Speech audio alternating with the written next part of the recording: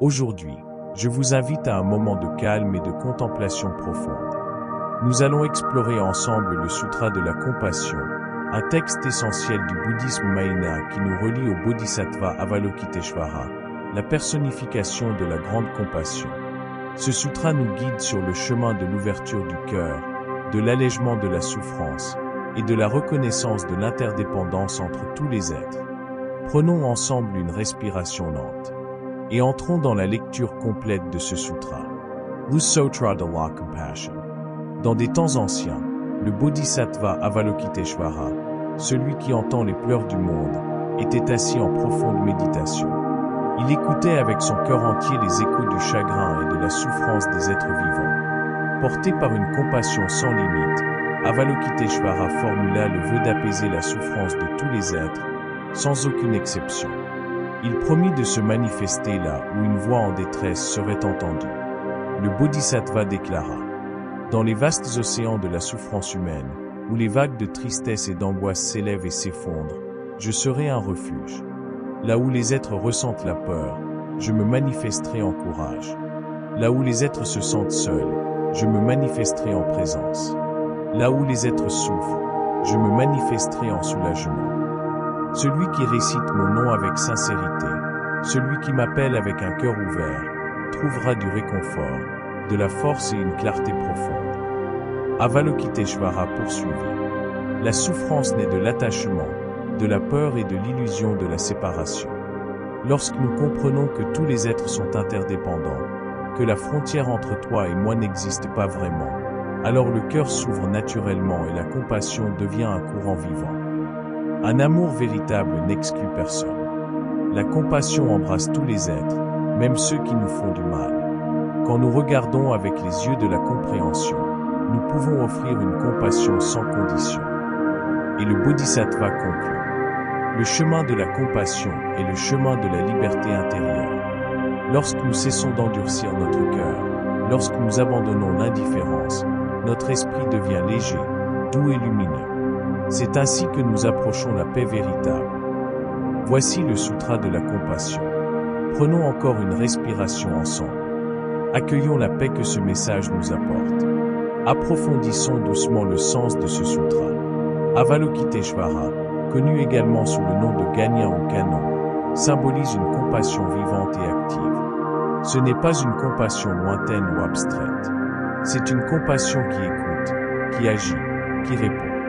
Quand Avalokiteshvara promet de se manifester partout où il y a de la souffrance, il nous enseigne que la véritable compassion ne connaît pas de frontières.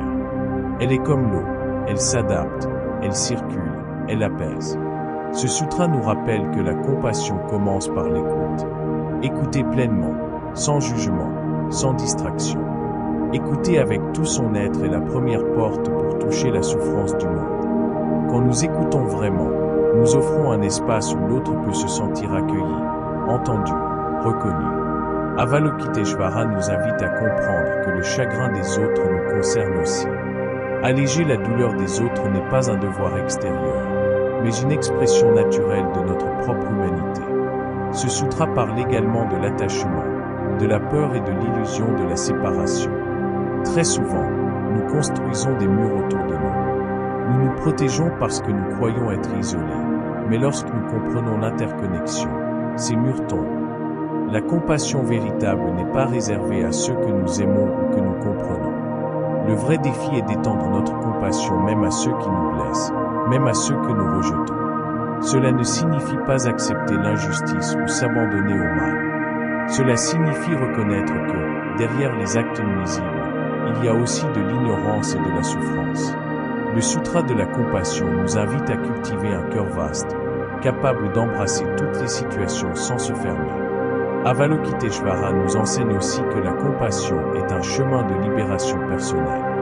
Quand nous entretenons la rancune, c'est nous-mêmes que nous enfermons. Quand nous lâchons prise, quand nous offrons notre compréhension, c'est nous que nous libérons. Ce sutra n'est pas seulement un texte à réciter, c'est une pratique vivante. Chaque fois que nous écoutons avec patience, chaque fois que nous répondons avec douceur, chaque fois que nous choisissons l'empathie au lieu du jugement, nous donnons vie à ce sutra. Réciter le nom d'Avalokiteshvara n'est pas une formule magique. C'est une façon de revenir à l'instant présent. C'est se rappeler que nous avons tous en nous la capacité d'aimer, d'écouter, d'accueillir. Dans les moments de douleur, dans les jours difficiles, nous pouvons fermer les yeux, respirer profondément et murmurer « Avalokiteshvara, je suis ici avec toi. Aide-moi à ouvrir mon cœur. » La compassion commence aussi avec soi-même. Parfois, nous sommes très durs avec nos propres souffrances. Nous nous blâmons, nous nous jugeons sévèrement. Mais la compassion doit aussi se tourner vers nous. Offrons-nous des paroles de douceur. Reconnaissons que nous aussi, nous sommes en chemin, imparfaits, et que nous méritons de la patience. La pratique de la compassion transforme la vie.